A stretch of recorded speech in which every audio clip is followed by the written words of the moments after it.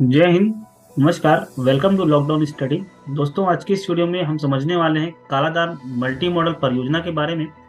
और जब भी चाइना भारत पर या भारत की सीमा पर आक्रमण करता है या कुछ इन्फिल्ट्रेशन करने की कोशिश करता है तो भारत को कालादान मल्टी मॉडल जो प्रोजेक्ट है इसकी बहुत याद आती है और भारत इस परियोजना को जल्द से जल्द पूरा करना चाहता है।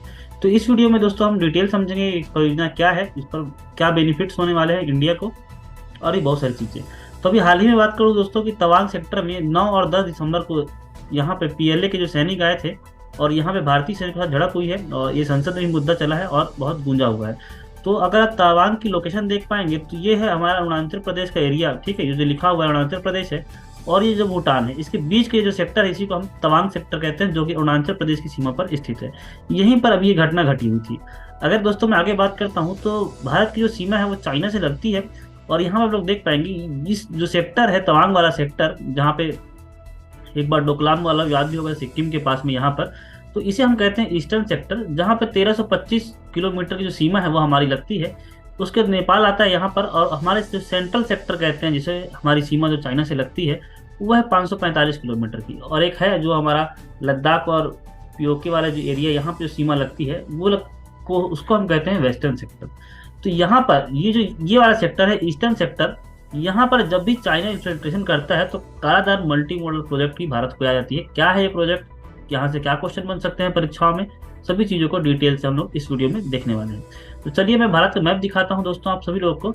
और यहाँ पर दोस्तों आप लोग देख पाएंगे ये जो ईस्टर्न सेक्टर है, ठीक है, तो यहाँ पर जो भूटान है और यहाँ पर सिक्किम है और यहाँ पर नेपाल है, ये दोनों के बीच में जो नॉर्थ ईस्ट को हमारा जो एरिया जुड़ता है, इस एरिया का लोग ध्यान से देखेंगे, वेस्ट बंगाल का एरिया है ये यहाँ पर, ठीक है। तो इसको हम कहते हैं चिकन नेक, ठीक है। क्योंकि चिकन नेक इसलिए कहते हैं, ये एक मुर्गे की गर्दन के समान है। अगर आप इसको दबा देंगे, इसको पकड़ लेंगे, या चाइना आकर के यहाँ पे हमला कर देता है तो नीचे में एक देश है बांग्लादेश, ठीक है, ये दूसरा देश है बांग्लादेश जो यहाँ पे है। तो ये अगर यहाँ पे चाइना बैठ जाता है, चाइना यहाँ बैठने की कोशिश करता है बार बार, यहाँ पर कंट्रोल करना चाहता है, ताकि वो जो इधर के 7 राज्य हैं, ठीक है, भारत की जो ये राज्य है, यहाँ से भारत की जो मुख्य भारत है इसकी जो कनेक्टिविटी है यहाँ से तोड़ना चाहता है। अगर मैं इसको थोड़ा सा और जूम करके या फिर और डिटेल में इसको समझने का प्रयास करेंगे तो इस प्रकार के देख पाएंगे। यहाँ पर जो भारत के राज्य है उनको 7 सिस्टर कहा जाता है, 7 सिस्टर, ये आपको एग्जाम में पूछा जाता है। इसमें शामिल है अरुणाचल प्रदेश, नागालैंड 2, असम 3, मेघालय 4, मणिपुर 5, मिजोरम 6 और त्रिपुरा 7। ये सभी 7 सिस्टर मिलते हैं। यहाँ पर अभी स्टैंड ऑफ हुआ था चाइना का और इंडियन आर्मी का तवांग सेक्टर में। और ये जो एरिया है इसको इसको ही हम कहते हैं चिकन नेक। अगर इसको काट दिया जाए तो ये जो पूरा है 7 सिस्टर ये भारत से अलग हो जाएगा, ठीक है।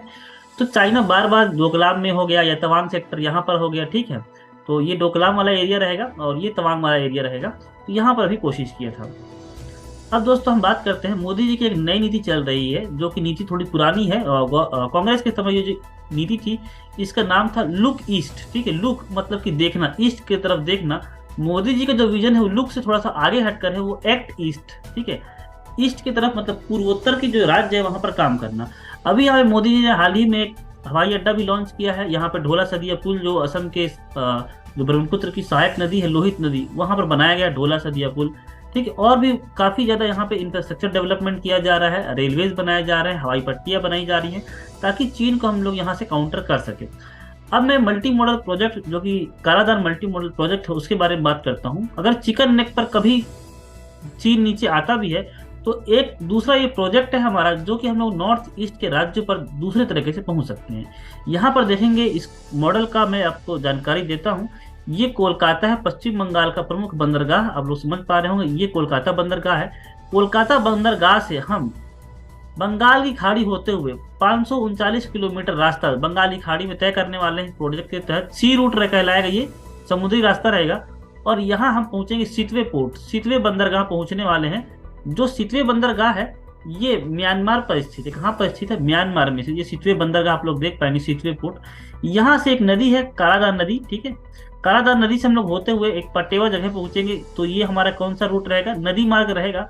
उसके बाद यहाँ पे सड़क मार्ग बनाया जाएगा 60 किलोमीटर से ऊपर, ठीक है, 60 और 49 किलोमीटर का। ये जो सड़क मार्ग है ये म्यांमार में रहेगा और भारत ही इसका पूरा खर्च उठाएगा। और म्यांमार से होते हुए हम ऊपर पहुंच जाएंगे आइजोल तक। आइजोल का है ये मिजोरम की राजधानी है आइजोल। अगर हम यहाँ पहुंच जाते हैं तो चिकन नेक के अलावा हमको एक और कनेक्टिविटी हमारे नॉर्थ ईस्ट से जोड़कर रखेगी और विषम परिस्थितियों में हम नॉर्थ ईस्ट की सहायता कर सकते हैं, नॉर्थ ईस्ट पहुंच सकते हैं। तो आइजोल है, यहाँ हम पहुंचना चाहता है भारत। तो ये जो एक बाईपास का जो प्रोजेक्ट है, ये नदी है यहाँ पे कालादान नाम की, उस नदी के नाम पे सितवे पोर्ट, हमको कहाँ पहुंचना है, सितवे पोर्ट। और नीचे में हमारे यहाँ पे एक कोको द्वीप है जो कि म्यांमार का है, और इसके नीचे जाएंगे तो उत्तरी अंडमान है, नॉर्थ अंडमान। तो नॉर्थ अंडमान से भी हमको डायरेक्ट कनेक्टिविटी मिलेगी। तो ये सितवे जो पोर्ट है, सितवे पोर्ट से ऊपर कालाजान जाते हुए मिजोरम तक पहुंचना और नॉर्थ ईस्ट में कनेक्टिविटी बढ़ाना, यही है Kaladan multi modal project. Multi modal, इसमें सी रूट भी रहेगा, समुद्री रूट, नदी रूट भी रहने वाला है, और यहाँ पर जो है स्थल मार्ग का रूट, हाईवे, नेशनल हाईवे वहाँ भी रहने वाला है। इसके साथ ही हमें नॉर्थ ईस्ट में पहुंचने के साथ साथ जो हमारे दक्षिण पूर्वी जो देश है वहाँ भी अच्छी कनेक्टिविटी हमको मिलने वाली है। इस प्रकार हम बात करें तो म्यांमार में तो हमारा अच्छा ट्रेड और अच्छा उद्योग होगा ही, साथ में थाईलैंड हो गया, लाओस हो गया, कंबोडिया, वियतनाम, सारी जगह हम लोग इस बात भी इसको और एक्सटेंड करते हुए हम नॉर्थ ईस्ट के देशों के साथ अच्छा व्यापार कर सकते हैं और हमारी कनेक्टिविटी यहाँ पर बढ़ने वाली है। लेकिन यहाँ पर कुछ दिक्कतों का भी सामना करना पड़ा है। ये जो प्रोजेक्ट है वो 2008 में सेंशन हुआ था, मतलब साइन हुआ था, और 2008 से इस पर काम चल रहा है। म्यांमार का जो नीचे वाला प्रांत है इसे हम कहते हैं रखाइन स्टेट, ठीक है, रखाइन प्रांत कहते हैं। और रखाइन प्रांत में एक सबसे बड़ा जो दिक्कत है, यहाँ की अराकान आर्मी है। आप लोगों ने नाम नहीं सुना होगा, हो सकता है, लेकिन ये अराकान आर्मी, और इसी क्षेत्र में मुख्यतः रोहिंग्या मुसलमान रहते थे। आप लोग यहाँ पढ़ पाएंगे, रोहिंग्या मुसलमान को यहाँ से म्यांमार की सेना के द्वारा जब मार के भगाया गया तो इसी रास्ते होते हुए वो बांग्लादेश पहुंचे थे, और वो बांग्लादेश में अवैध शरणार्थी और कुछ भारत में ही पहुंच गए थे, त्रिपुरा वगैरह में। यहाँ पे जो रोहिंग्या मुसलमान की जो संकट था वो काफी बढ़ा हुआ था, और जो अराकान आर्मी थे वो इस प्रोजेक्ट को काफी नुकसान पहुंचा रही थी इंडियन गवर्नमेंट को। बाद में भी सेटल हो गया है, अभी कोई नुकसान नहीं हो रहा है। तो इस जो प्रोजेक्ट है इस पर जल्द से जल्द इंडियन आर्मी और भारतीय सेना, और साथ में कहूँ कि जो भारत का जो प्रशासन है, जो नेतृत्व है, वो इस पर काम कर रहा है ताकि चीन को काउंटर किया जा सके। चिकन नेक पर कोई भी दिक्कत आती है तो हमारे नॉर्थ ईस्ट जो राज्य है वहां पर से कनेक्टिविटी ना जाए। तो अगर हम बात करें कालाधर मल्टी मॉडल प्रोजेक्ट के बारे में, इस बार देख पाएंगे कोलकाता से लेकर के म्यांमार और फिर म्यांमार से मिजोरम तक इसका रास्ता करना है, ठीक है। समुद्र होगा, नदी होगा और इसमें जमीन, तीनों रास्ते इसमें शामिल होने वाले हैं।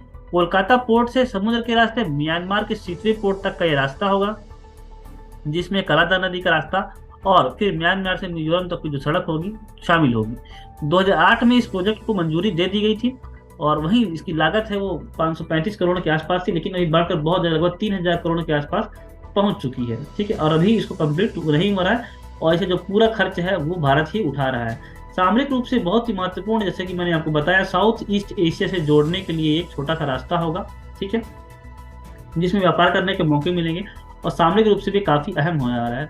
नॉर्थ ईस्ट की जो राज्य है वो जमीन से घिरे हुए हैं, वहाँ पे समुद्र नहीं है, कलकत्ता के बाद हमारा वहाँ कोई भी समुद्र नहीं है। तो नॉर्थ ईस्ट तक सड़क के जरिए पश्चिम बंगाल के सिलीगुड़ी कॉरिडोर से जा सकते हैं, यह एकमात्र रास्ता है। अगर ये ब्लॉक हो जाए तो भारत की दिक्कतें बढ़ सकती हैं। इसीलिए जो कालाधन मल्टी मॉडल प्रोजेक्ट है इस पर भारत सरकार विशेष ध्यान देती है, और खासकर जब बिल्कुल ध्यान आता है जब चीन हम पर ईस्टर्न सेक्टर पे कुछ भी गतिविधि करता है। तो यहाँ से क्या प्रश्न आपको पूछे जा सकते हैं? पहला प्रश्न आपसे ये पूछा जा सकता है कि कालाधान मल्टी मॉडल प्रोजेक्ट क्या है। तो आपको ये बताना है, कालाधान मल्टी मॉडल जो प्रोजेक्ट है भारत और म्यांमार, नाम याद रखेंगे, भारत और म्यांमार के बीच एक संयुक्त परियोजना है जो म्यांमार के सितवे बंदरगाह का नाम है सितवे बंदरगाह, को भारत म्यांमार से जोड़ती है। दूसरा प्रश्न आपसे ये पूछा सकता है, कालाधान मल्टी मॉडल परियोजना से देश को क्या लाभ होगा। तो इस परियोजना से भारत म्यांमार और देश के पूर्वोत्तर राज्यों के बीच एक नया गलियारा खोलेगी और पूर्वोत्तर देशों के आर्थिक विकास को बढ़ावा देगा और इस क्षेत्र में भारत का पहुंच प्रदान करेगा। तीसरा एक और प्रश्न बन सकता है आपको यहाँ से, दोनों देशों ने कालाधान मल्टी मॉडल परियोजना के समझौते पर कब हस्ताक्षर किए। तो डेट याद रखना, 2008 में इसके लिए हस्ताक्षर हो चुके थे। हालांकि लुक ईस्ट की जो पॉलिसी है वो 1900 के समय की है, पुरानी पॉलिसी है, और अभी लुक ईस्ट को प्रधानमंत्री जी के विजन ने एक्ट ईस्ट में बदल दिया है। और ये जो परियोजना है आप लोग इसको समझ गए होंगे, कालाधान मल्टी मॉडल प्रोजेक्ट। दोस्तों आज के इस वीडियो में इतना ही, मिलता हूँ आपसे अगले वीडियो में, तब तक धन्यवाद, जय हिंद।